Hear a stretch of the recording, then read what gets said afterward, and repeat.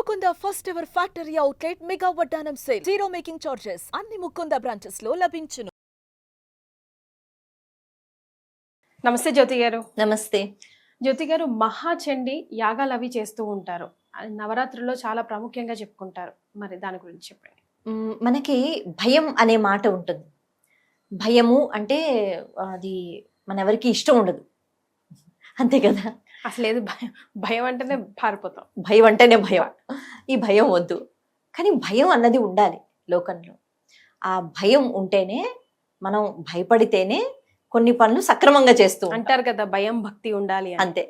అంటే ఆ భయాన్ని నిలిపే దేవత చండి. ఆ భయం అన్నది ఉంటే ఖచ్చితంగా మనం ఒక పద్ధతిలో వెళుతూ ఉంటాం అన్నమాట. అలా ఏమీ లేదు అంటే, దేనికి భయపడకపోతే, అంటే కష్టాలు వచ్చినప్పుడు బెదిరిపోయి భయపడిపోయి అది కాదు. ఆ భయం ఎలాగో ఉండకూడదు. భగవంతుడు ఒక దారి చూపిస్తాడు, అయితే నేను చేసుకున్న కర్మల యొక్క ఫలితాలు అని ధైర్యంగా ముందుకు వెళ్ళాలి. ఏదైనా పని చేసేటప్పుడు ధైర్యం అవసరం, భయపడగే తత్వం ఉండకూడదు అంటారు. అంతే. కానీ భయం అన్నది లేకపోతే హద్దు అన్నది ఉండదు. ప్రతి జీవికి ఒక హద్దు ఉంటుంది. ఆ హద్దుని భగవంతుడు ఏర్పాటు చేశాడు. బహుశా ఆ జీవులు ఆ హద్దుల్లో ఉంటాయి, కానీ మనుషులు మాత్రం హద్దులు దాటేస్తూ ఉంటారు చాలా తేలికగా. అయితే అలా నియంత్రణ శక్తి అన్నది లేకపోతే, మనకి నచ్చినట్టుగా మనం ప్రవర్తిస్తే ఏం జరుగుతుంది అన్నది మనం చూస్తూ ఉంటాం. ఒక్కొక్కసారి ప్రకృతిలో భయంకరమైన మార్పులు వస్తూ ఉంటాయి. బోళ్ళని డబ్బులు ఉన్నాయి కదా అంటే కుదరదు. బాగా వరదలు వచ్చేస్తే ఇల్లంతా మునిగిపోతూ ఉంటుంది. ఆ సమయంలో డబ్బులు పట్టుకుని కూర్చుంటే ఎవరైనా అన్నం పెడతారా? లేదు. ఆ సమయంలో మనకి ఆహారం ఎవరైనా అందిస్తే, మొన్న వచ్చిన కరోనా బెస్ట్ ఎగ్జాంపుల్. అంతే. కాబట్టి ప్రకృతిలో కొన్ని మార్పులు వస్తాయి, పరిస్థితులు కొన్ని వస్తాయి. వాటికి నేను అనే గర్వం ఏదైతే ఉంటుందో అది ఎందుకు పనికిరాదు, ఎంత నువ్వు మహారాజువైనా ఏవైనా కూడా. కాబట్టి భయం అన్నది ఉండాలి. ఆ భయాన్ని ఎప్పుడు అలా ఉంచేది చండి. ఎందుకంటే చండీ రూపం అన్నది కోపంతో కూడుకున్న రూపం అట, ఉగ్ర రూపం. ఉగ్ర రూపం. ఎందుకు అమ్మ కోపంతో ఉంటుంది అంటే, అమ్మకి అధర్మంపై కోపం, మనలో ఉన్న దుర్బుద్ధులు ఏవైతే ఉంటాయో వాటిపైన కోపం. కాబట్టి ఎవరైతే ధర్మపరంగా జీవితాన్ని కొనసాగిస్తున్నారో వాళ్ళు భయపడవలసిన అవసరం లేదు. ఉదాహరణకి బాగా చదువుకుంటే బాగానే పరీక్ష రాస్తాం కదా అని వాళ్ళు అంతగా భయపడకపోవచ్చు.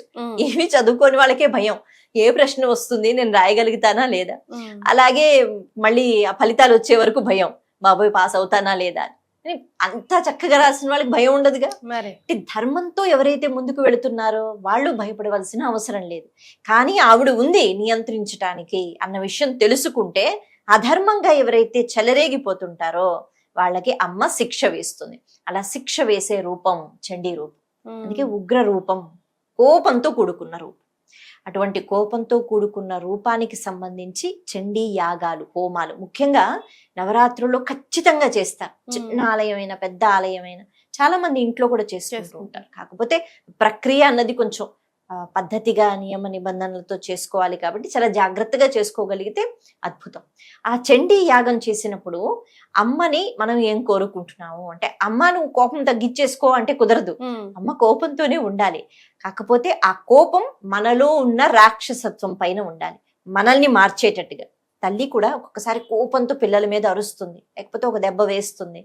ఎందుకు అంటే వాళ్ళు బాగుపడాలని, మరి వాళ్ళ మంచి కోసం, ఉద్ధరించబడాలి. అంతేగాని తన కోపం ఇంకా దేనికో కాదు, అది మళ్ళీ చల్లారిపోతుంది. ఎప్పుడు అంటే వాళ్ళు మళ్ళీ సత్ప్రవర్తనతో ఉన్నప్పుడు.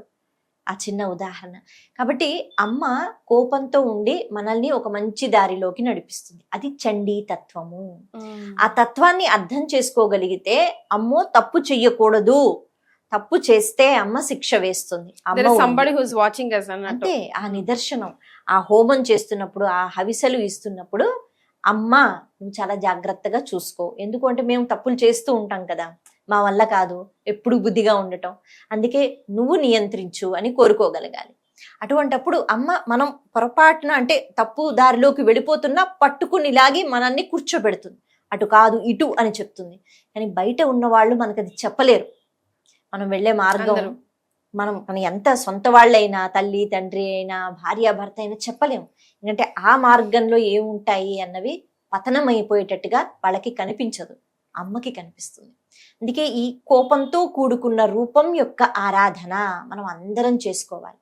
కారణం ఏమిటి అంటే, మనలో ఎప్పుడైనా చెడు ఉంటే, మనలో దురాలోచనలు ఉంటే అమ్మ దాన్ని ఆ సరే. కోపంతోనే తీస్తుంది. నవ్వుతూ నవ్వుతూ ఆవిడ ఉంటే ఇంకా మనలో ఉన్న ఈ చెడుని అమ్మ ఎలా తీస్తుంది? కాబట్టి ఒక రూపం అలా ఉన్నప్పుడు భయంకరంగా ఖచ్చితంగా మనిషి యొక్క హద్దు అన్నది దాటకూడదు అన్న విషయం తెలుసుకుంటూ ఉంటాడు. చండీ హోమం చేయటం చాలా అవసరం. శ్రేష్టం. చండీ రూపానికి ఉన్న విశిష్టత అది. అమ్మ కోపంతోనే ఉండాలి.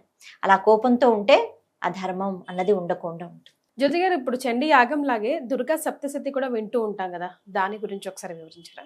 ఏ రకంగా అయితే మనం చండీ అనేటప్పటికీ కోపంతో కూడుకున్న రూపం. అయితే ఈ చండీ హోమంలోనే దుర్గా సప్తశతి పారాయణం అన్నది చేస్తూ ఉంటారు, అందులో ఒక భాగంగా అన్నమాట.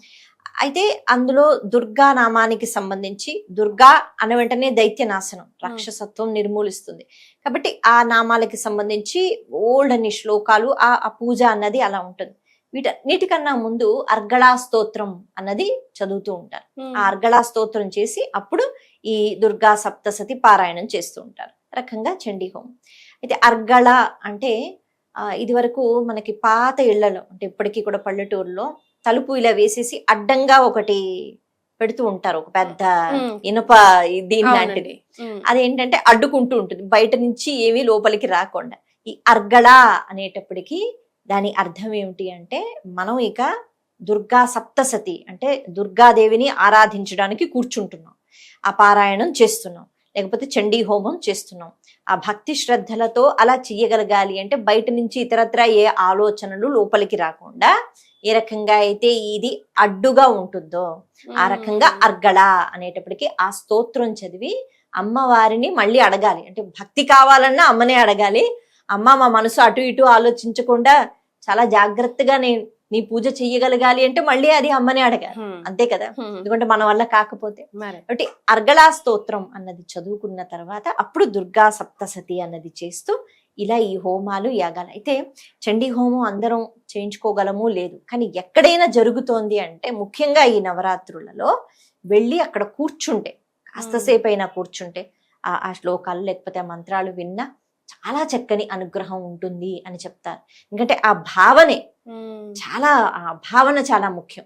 అమ్మ చూస్తోంది, అమ్మ ఉంటోంది, అమ్మ కోపానికి గురి కావద్దు, అమ్మ ఎప్పుడూ నియంత్రిస్తూ ఉండాలి అన్న భావనతో కూర్చున్నట్లయితే. కాబట్టి ఈ ప్రక్రియ అంతటికీ కారణం ఏమిటి అంటే మనసు అలా నిలబడి ఉండగలగాలి, బయట నుంచి ఏమి రాకూడదు.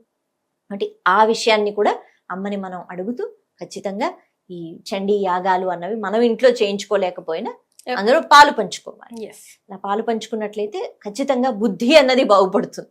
అంటే ఎవరైనా వచ్చి మనం అలా పక్కన కూర్చుంటే కొంచెం భయంగా కూర్చుంటాం, క్రమశిక్షణతో ఉంటాం, ఎక్కడో ఉంటే మన ప్రవర్తన మళ్ళీ మారిపోతూ ఉంటుంది. అంటే ఆ భయం కలగాలి మన ప్రవర్తనలో అంటే ఖచ్చితంగా ఇటువంటి పూజలు అనేవి చేస్తూ ఉంటాయి. రైట్, చాలా సంతోషం అండి, ధన్యవాదాలు. Anchors dress courtesy by Sakhi.